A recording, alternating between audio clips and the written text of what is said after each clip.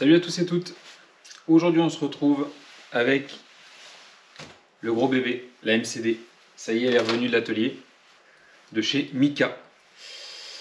Donc première chose, Mika m'a donné son petit... Alors lui il n'a pas de sticker, il fait des petits cactus comme ça, avec marqué RCGNH34 dessus, pour tous ses clients on va dire, pour toutes les personnes qui lui commandent des choses. Donc il va aller en bonne place, à côté des autres, à côté de Bateau RC34, de Mani et de Elsa's Body. Parce que il a une chaîne et parce qu'il y a une chaîne YouTube et puis il participe beaucoup également sur les réseaux. Il aide beaucoup. On va parler de cette MCD. Première chose, le point noir. Vous voyez, j'ai ça, un câble, et j'ai la QS vitesse qui est là. Alors je ne jette pas la pierre à Alex, mais je pense que niveau soudure, il n'est pas au point. Il faut qu'il fasse gaffe parce qu'il n'est pas au point.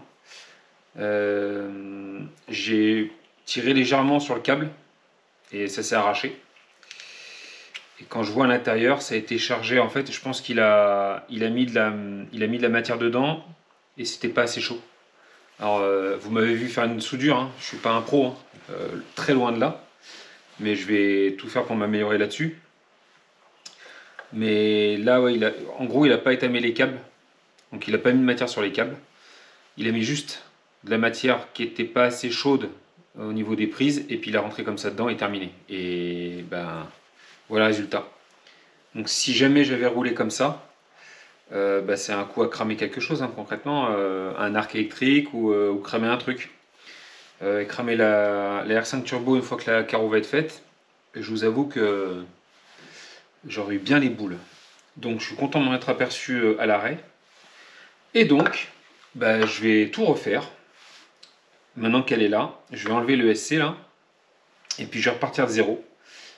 Je vais faire ce que j'avais dit, c'est-à-dire mettre des prises anti-étincelles, anti-spark ici. Et puis faire mon chemin avec deux prises EC5. Et si besoin, avec une... Alors je pense que je vais partir sur 3 prises EC5. Et celle du milieu, je mettrai un shunt. C'est Mani qui en a parlé dans une vidéo, ce que je trouve loin d'être idiot. Plutôt que de faire un jeu pour 2 prises et un jeu pour 3 prises, donc soit en 2x6S, soit en 3x4S, je vais faire direct les 3 prises, et puis celle que je n'utiliserai pas quand j'utilise 2x6S, je mettrai un shunt dessus. Ça me prendra moins de temps, ça me coûtera moins cher, même si au final j'ai tout l'équipement, mais ça va surtout me prendre moins de temps. Donc voilà, je vous présente ça, je vais prendre la caméra, je vais vous présenter ce que Mika m'a fait. Alors pour rappel, au départ, pour ceux qui n'ont pas suivi, ça c'était comme ça, le gros bac plastique. Alors ça c'est fait pour les thermiques, donc là on a la batterie de réception pour le thermique, et moi j'avais mis le SC ici. Et je pense que c'est ce que font la plupart des gens qui ne font pas de modif. Le cerveau vient ici. Donc il y a un cerveau pour la direction et un cerveau pour les gaz freins quand tu es en thermique. Donc là, moi je l'avais au milieu, il est au milieu. Et puis là, le boîtier de réception était ici. Donc c'était comme ça. Et de l'autre côté, je reprends, il ne me l'a pas donné, en fait je l'ai laissé chez Mika quand j'ai récupéré la voiture, c'est pas très grave.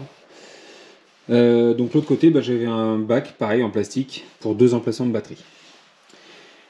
Ce que j'ai fait, j'ai regardé ce qu'a fait RC by J, qui a fait le travail chez Mani. Il lui a fait 2 grandes plaques en carbone ici, de chaque côté. Je l'ai contacté et je voulais la même chose. Je voulais lui prendre à lui. Je lui ai demandé les tarifs, etc. Et je voulais lui prendre à lui. Sauf qu'il m'a gentiment envoyé le plan papier, que je n'ai pas là. Mais il m'a envoyé le plan papier A3 à l'échelle. Et donc j'ai fait suivre à Mika. Et quand il a mis en place, en fait, il s'est avéré qu'il y a un écart, alors pas énorme, hein, mais de 5 mm, entre 5 mm et 1 cm, au niveau de la visserie ici. Donc en fait, ça passait pas. Sachant qu'en plus, moi, je voulais des bacs au départ plus courts, parce que vous voyez, avec le boîtier de réception ici, ça passe pas. Du coup, Mika, il m'a fabriqué lui-même, en copiant un petit peu sur RC by J, au niveau des trous, etc. il a repris son idée, mais il m'a fait un truc à la carte. Donc là, c'est pour le Max Pro, le châssis Max Pro. Donc là, je peux rouler en 2x6S et presque en 3x4S dans la longueur. Il manquera un peu de longueur derrière pour la deuxième batterie 4S, mais en les superposant, ça tient. Et puis là, j'ai des différents trous avec des petites cales. Il m'a fait comme ça, plutôt comme ça.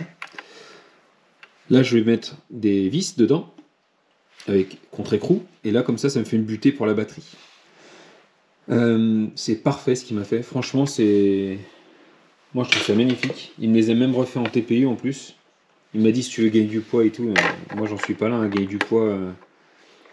Enfin, je pense pas que je gagne énormément juste sur les plaques. Sachant que ça, c'est quand même déjà bien costaud. Pour la démonstration sur sa vidéo, il a cassé celle-là, mais il a vraiment fallu qu'il force pour la péter.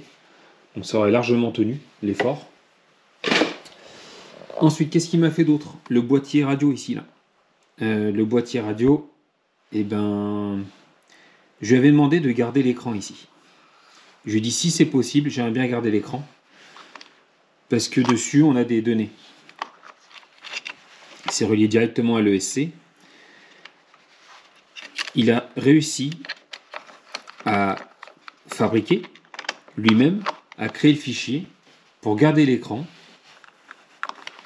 De plus, il a fait des trous situés pile aux bons endroits, donc ici et derrière, pour pouvoir passer les câbles de l'ESC, du cerveau. Vous voyez, on voit aucun câble. C'est encore mieux que sur un ordinateur. Franchement, c'est parfait ce qu'il a fait. Les ventilateurs, les câbles de ventilo, je ne sais pas si vous voyez, si on voit là. Oui, il m'avait fait fabriquer des petites cales en TPU, pareil. Des pascals, on va appeler ça. Avec des petites vis. Il a repris uniquement les trous d'origine. Il n'a fait aucun trou dans le châssis, nulle part. Il s'est tout repris sur l'origine. C'est un travail de dingue qu'il m'a fait. J'en suis conscient. Là, il m'a fait une petite cale pour le boîtier radio. Franchement, j'en espérais pas tant. Je m'étais dit que je voulais un truc propre, très propre, parce que voilà, c'est ma première A5M et c'est une R5 Turbo, donc voilà, pour moi c'était important. Là, c'est plus que parfait. Le support pour le cerveau, là, il s'en est repris à 9 essais en TPU pour avoir les bons trous d'origine, plus avoir les trous qu'il fallait pour le cerveau. Les colonnes ici sont en bronze. Il m'a fait des colonnes en bronze parce qu'il avait que ça. Enfin, on va passer de l'autre côté. Ici, vous voyez, il m'a fait un support pour le SC, donc il est vissé directement sur le châssis, avec des trous d'origine. Hein. Je répète, mais il n'a repercé à aucun endroit le châssis. Et en plus, il m'a mis, je lui ai demandé une petite gorge en dessous là, pour pouvoir passer un risan pour plus de sécurité, mais là, le SC, il tient avec 4 vis, donc le jour où il va partir, c'est que j'ai eu un énorme crash et que j'ai tout cassé, quoi. Donc je me le souhaite pas. Vous voyez, même le câble pour le réglage du vario, il me l'a passé en dessous propre. Enfin, c'est tellement parfait. Mika, je sais que tu vas passer voir la vidéo. Encore un énorme merci. Pour ceux qui se posent la question des tarifs, ça vous voyez directement avec lui. Nous, on fait du... Alors évidemment, ça m'a coûté quelque chose.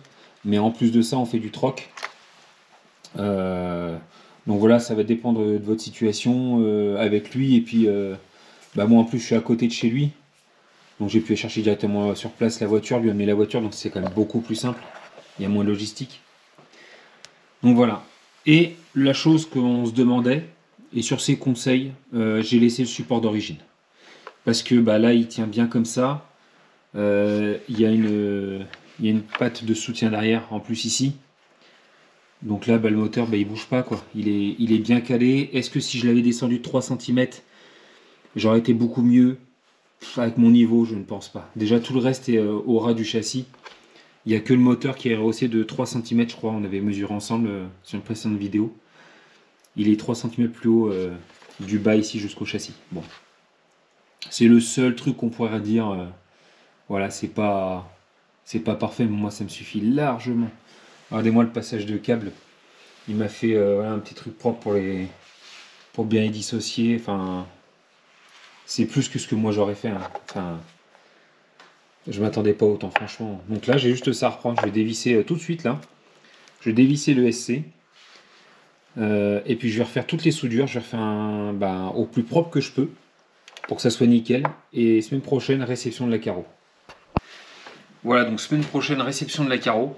Donc on va aller directement chez Nicolas de Phasium Design, chez qui je vais voir la carreau pour la première fois depuis qu'elle est peinte. Je lui ai demandé de ne pas la montrer parce que je veux avoir la surprise avec vous. Je sais que Michael l'a vu, ce salopio. Il a demandé à Nico et Nico lui a envoyé des photos. Il m'a dit que je ne devrais pas être déçu. J'ai aucun doute là-dessus. Moi, je veux juste voir s'il a bien respecté le code couleur, parce que je vais donner un code couleur que vous verrez, puis je vous expliquerai pourquoi. Je veux juste voir ça. Et un peu les lignes qu'il a mis à la voiture. Je suis très curieux de voir ça. Donc voilà. Vidéo courte, mais là, c'est la première petite étape dans la réception de la voiture. Tout est en place. Enfin, pas en petite étape. C'était une semaine de boulot pour Mika quand même. Je minimise un peu le truc là. C'était la première, on va dire, grosse étape. Remettre tout à plat sur l'électro et au propre. Donc là, je suis enchanté, ravi, comme on dirait. Là, moi, je m'occupe de tout ce qui est soudure, faire ça au propre. Semaine prochaine, réception de la carreau. Et je pense que dans la foulée, j'irai la rouler. J'ai pas envie d'attendre. J'ai pas envie d'attendre pour aller la rouler. J'espère juste que tout va bien se passer. Hein. Bon, j'ai un petit truc à vous proposer. J'ai fini toutes mes soudures. Voilà le résultat. Donc, la prise anti-spark qui va à la première batterie. Là, ça va une deuxième batterie si besoin. Donc là, j'ai mis un shunt en attendant. Donc là, je roule en 2x6S. Si je veux rouler en 3x4S, j'enlève mon shunt, je mets la batterie 4S à la place. Là, la dernière batterie. Et ça repart au moins de l'anti-spark. Le SC est là. Je suis content de mes soudures. Bon, j'y ai passé un moment. Hein. Ça fait 2 petites heures j'y suis, mais j'ai vraiment pris mon temps. J'ai voulu tout faire propre. J'ai voulu récupérer les anciennes prises pour pas les abîmer. Bref, j'avais enlevé le SC pour faire la soudure. Là, j'ai tout refixé, tout repassé au vario, au boîtier, et on va se brancher ça ensemble. Si j'y arrive, parce que du coup, je filme à une main.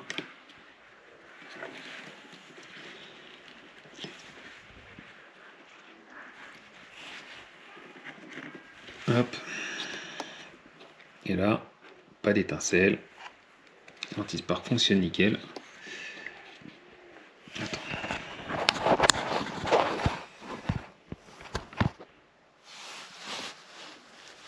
Hop, voilà. Donc là, le boîtier s'affiche. Les batteries sont à 50%, elles sont en stockage. J'allume ma radio. Donc là, il est sur off. Hein. La radio est allumée. Allez, c'est parti. Alors j'ai testé que ça s'allumait tout à l'heure, par contre j'ai pas testé si ça roulait. Elle fait son cirque.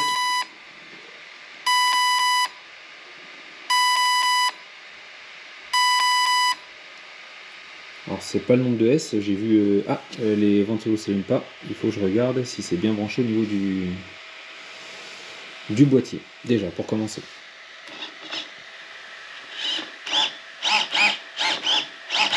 On est ok de ce côté-là. Et le démarrage.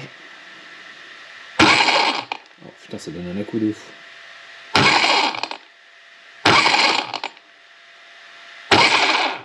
Ça donne un sacré à-coup. Donc déjà, ça faut que je regarde.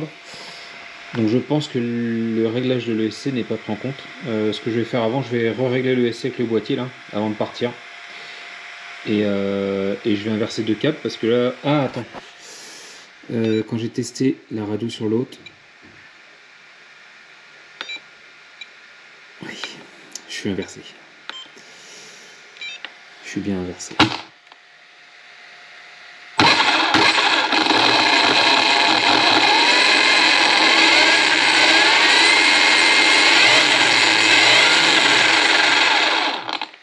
Bon, juste, ça a l'air de bien marcher. Je vérifie le SC et on va faire un tour dehors. Alors, effectivement, alors comme l'a dit Mani hein, sur sa vidéo du jour, là pour moi on est le 11, non pardon, on est le 13, oh, je suis largué, on est le 13 janvier. Pour le réglage de l'ESC, là pour le R5 12S Pro, enfin V12 Pro, pardon, c'est comme le V16. Vous branchez sur le boîtier, et quand vous branchez sur le boîtier, à chaque fois, déjà pour valider, parce que moi c'est ce que j'avais pas fait la dernière fois, pour valider, il faut appuyer sur Back et Forward en même temps. Donc là, le moteur fait un petit, genre comme une petite vibration pour acquiescer que vous avez modifié un paramètre et que lui l'a enregistré. Et après, il faut éteindre, rallumer et passer à un autre item. Si vous changez plusieurs items, il retiendra que le premier que vous avez modifié. J'ai testé.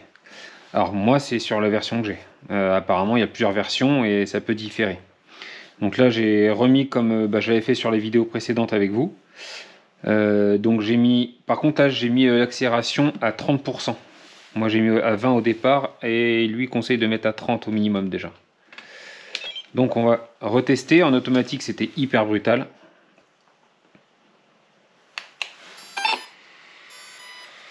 On va voir ce que ça donne.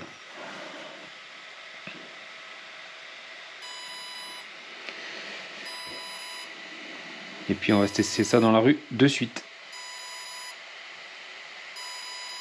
Allez, il a fini.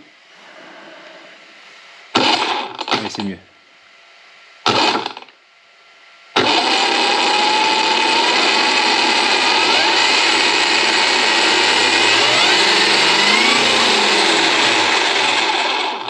Ça m'a l'air hyper violent. Je me demande si l'étagement est pas trop grand. On va les tester de suite. Allez, c'est parti pour le petit test.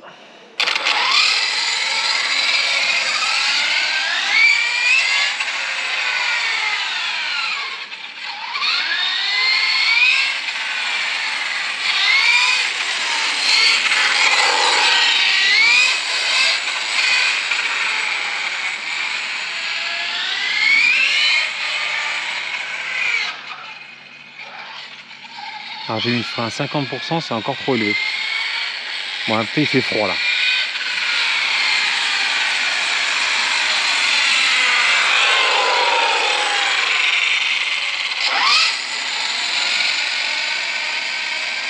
Le trim, ok. J'ai modifié un peu le trim.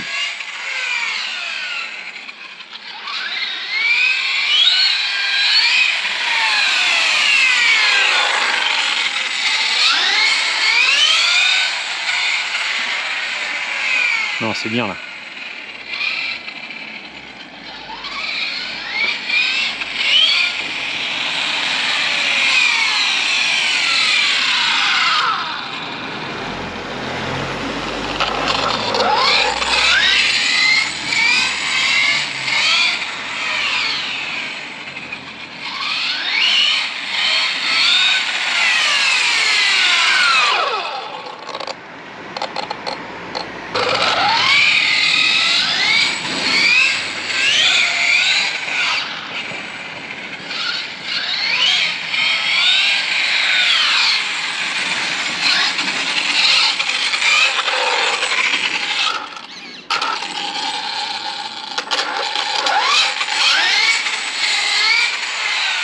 Alors j'ai une seconde de timing.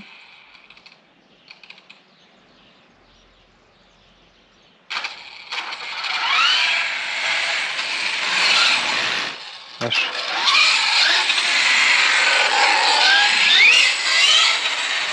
Alors je vais pas aller trop vite, les pneus sont froids, la route est froide, ils gèlent. C'est pas un coup à la mettre en l'air au premier essai.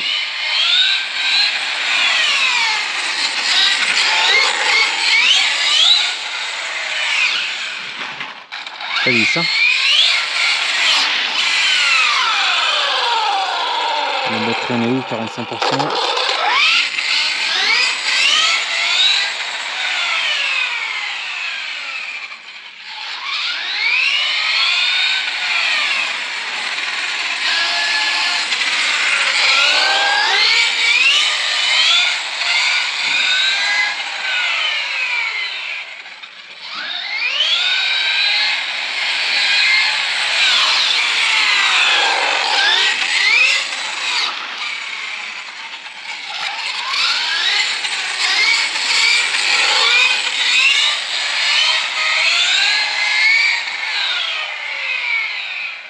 Ah, c'est bien là.